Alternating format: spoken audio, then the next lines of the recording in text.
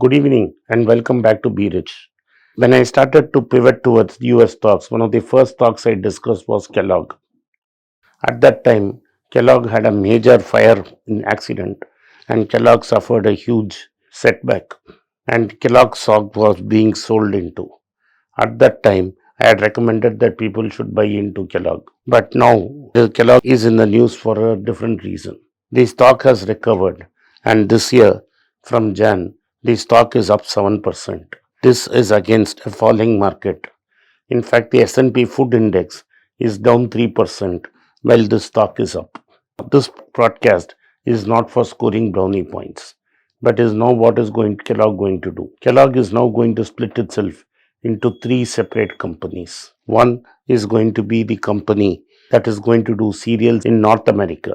That is, the breakfast cereals in North America will be spun off as a separate company. The second company is going to continue to run the entire snacks business. Snacks contributes to 80% of Kellogg's turnover.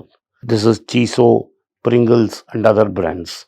In Africa, Kellogg's is dominating the noodles market. This plus cereals in India and China and other markets will be with the main company, which will be run by the current CEO. This company is going to take more than 80% of its turnover.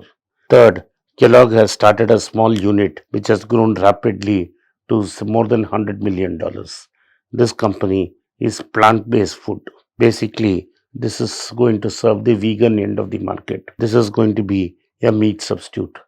This division will either be sold off to some other company or spun off as a third company. So, Kellogg is breaking itself into three companies. One, a cereal maker in North America. The other, is selling snacks in North America and cereals plus snacks and noodles in the rest of the world. The third company is going to be a company that is going to sell plant-based protein or will be sold to a company. The company expects that this breaking of this company into three will take the better part of 18 months. Therefore, by end of 2023, Kellogg will be three separate companies. According to the CEO, this will improve the efficiency of the companies, and this new large company will focus on growing the snacks business and growing the international business. He considers this American cereal as a slow dying business as Americans have moved away from eating cereals for breakfast, and therefore he does not see a great future for Kellogg cereals in North America. He also believes that the plant-based food industry is a separate vertical that needs to be sold off and cannot be mixed with this company which sells snacks and cereals in the rest of the world. So you are going to have three separate companies. Analysts are worried that this will mean that they will have to recreate three redistribution channels, because what will happen is the cereal company will have one distribution channel. Since the snack company is also going to operate in America, it will require another sales and distribution channel. This may increase costs by 2 to 3%. Also, they feel that this company, as a conglomerate, is buying input commodities. The purchase of input commodities will also be disintegrated between three separate companies. This may also mean that there will be additional costs, whereas the spin-offs are not yet known. Kellogg is not the first large American company to be split. GE has split itself into three small companies. Johnson & Johnson also has split itself into smaller companies. Before this, HP famously split itself into several small companies when Meg Whitman was the chairman. So basically, these large American conglomerates, GE, HP, Johnson & Johnson, and now Kellogg, have now made small is beautiful and have decided to become smaller versions of themselves. GE was forced to do so because it was hobbled by the balance sheet of GE Capital. But HP, because it bought a large software company which it merged it into itself. Later, that software company proved to be a dud. So HP had to split itself into three: Allegiant Technologies, HP, and a Microsource, a separate software company. All this in the name of efficiency.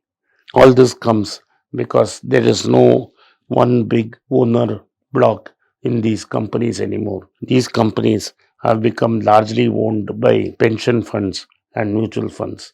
There is no sense of ownership in these companies, and therefore, professional CEOs and professional boards seem to have a free run, and the characteristic of the original company is completely lost. While on this subject, the Wall Street reports that there are growing debate about Warren Buffett's estate planning. Since Warren is 92, now people have started speculating on what he would do. It now looks like that though he has not given any details, that he may not leave his complete money to the Belinda and Bill Gates Foundation, since he had resigned after he became a trustee. And now it is emerging that he was unhappy in several ways the way the trust was being run. He was unhappy with the headcount and also the number of consultants that the Gates had hired.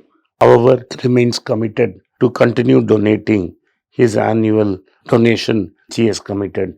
It now looks like that the Buffett Family Foundation, which primarily looks at helping people in education and abortion rights, is going to be the main recipient of a big fortune. It is expected that the Buffett Foundation is expected to get $100 billion. We still do not know what would be the exact extent of the money that Buffett leaves to these foundations on how much goes to charity. This is another interesting thing because if, as planned, he sells everything within 10 years of his death, the characteristics of Berkshire Hathaway as a conglomerate holding separate diverse businesses will die out. So, how does Buffett plan to protect his legacy and does not allow Berkshire Hathaway to become another Kellogg is $1 million question that needs to be answered. Thank you for watching. Be rich. If you like this content, kindly consider sharing it with your friends and relatives. Kindly press the subscribe button and turn on the bell notification. If you do not turn on the bell notification, you will not be notified every time we put out a video. Once again, I thank you for your support for Be Rich. I have written 2 books in English, The Alchemy of Money and Ordinary Stocks, Extraordinary Profits. These books are published by us and are ready. If you want to procure a copy, send us a message to the WhatsApp number given below and my team would respond to you. Finally, those who wish to consult with me can send a mail to berichenglish@gmail.com. Once again, I thank you for your support. If you like this video, press the subscribe button of my channel, hit the like button and turn on the bell notification.